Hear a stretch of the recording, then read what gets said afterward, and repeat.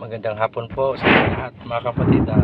Narito naman po ako mga kapatid sa oras na ito mga kapatid upang magbahagi ng mga banal na salita ng Diyos mga kapatid. Sabi po kapatid sa mga aral 3:1 mga kapatid, ang lahat ng bagay ay may kapanahonan. Amen. Tunay nga mga kapatid na ang panahon natin may kanya-kanya talagang panahon. May panahon ng pagtatanim, may panahon ng pagtatrabaho, may panahon na pa ating kamatayan mga kapatid. Kaya sa ating mga buhay mga kapatid, ito na po panahon mga kapatid. Ito na po ang panahon upang makapagbalik loob tayo sa Diyos mga kapatid. Tanggapin natin ang ating Panginoong Hesus mga kapatid na tanging tagapagligtas natin mga kapatid.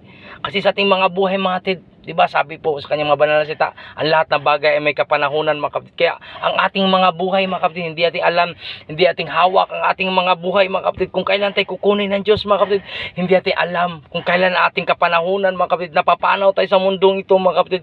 Kaya habang may panahon ka pa mga kapatid, habang may panahon pa tayong lahat mga kapatid, magbalik loob na po tayo sa Diyos mga kapatid at magsisi sa lahat nating nagawang kasalanan mga kapatid.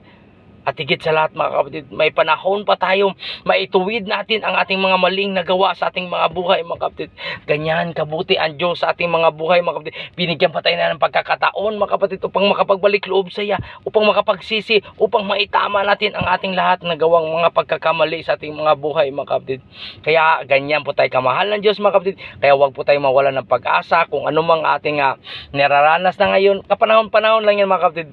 May panahon din mga kapatid na matapos din ang lahat ng mga problema. May panahon din makabayad na tayo sa lahat nating pagkakautang mga kapatid. Kaya sa oras ito mga kapatid, magdasal po tayo mga kapatid upang mga kapatid ipagkaloob sa atin ng Diyos ang lahat ng ating minimiti mga kapatid. O aming amang Diyos na banal na makapangyarihan sa lahat na lumikha ng langit at lupa.